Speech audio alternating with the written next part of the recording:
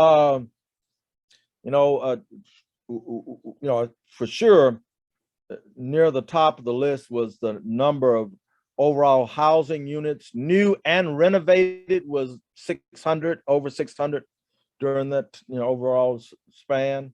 For sure, for a nonprofit developer, and I'd say an inexperienced nonprofit developer, our experience was just in working with our residents and just sweat equity, and then help and learning as we go.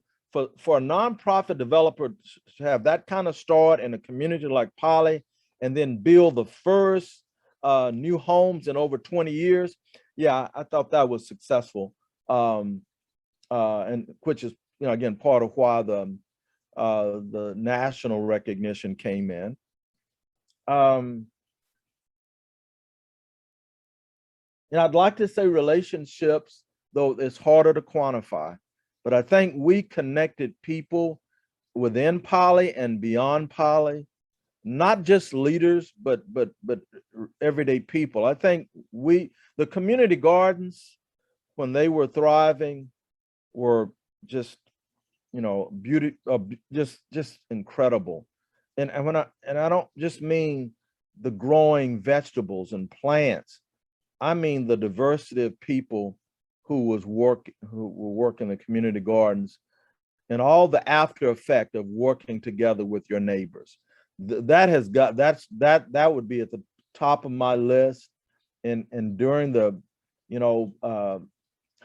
hunger was a real thing in Poly. So the food banks and the food pantries were critical.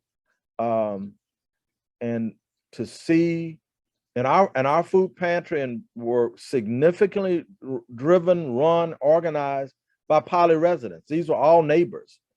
To see people working together like that, and the same people that managed, organized the food pantries, they were the ones that organized the lunches and the dinners and the Thanksgiving baskets and the Christmas gifts. So to me, it was community at its best. I don't know that we got, I think there were some books that captured it, some professors and some visiting scholars and some interns. It was real challenging, as it is today, to always keep up with that, to capture that, to be a recipient of the documentation as much as you're, as the gathering of information. But it's those people relationships that I think were powerful.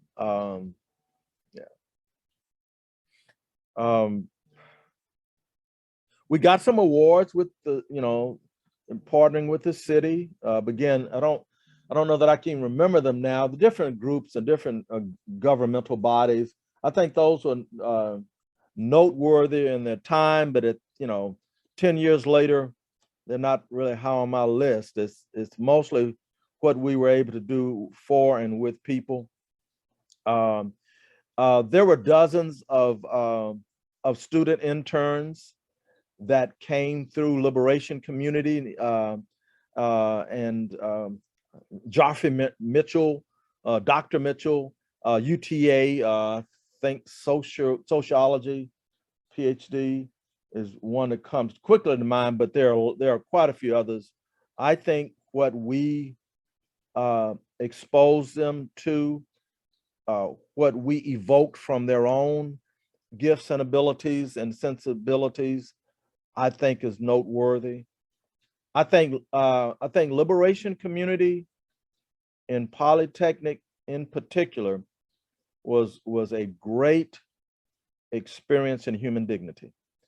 That's what motivated us. We dared to say and to see that poor people of color and poor people of color and poor white people, working class people, had dignity and deserved voice, and their agency deserved support. Those are the things that we were trying to accomplish through both Liberation Community Church and Liberation Community Incorporated.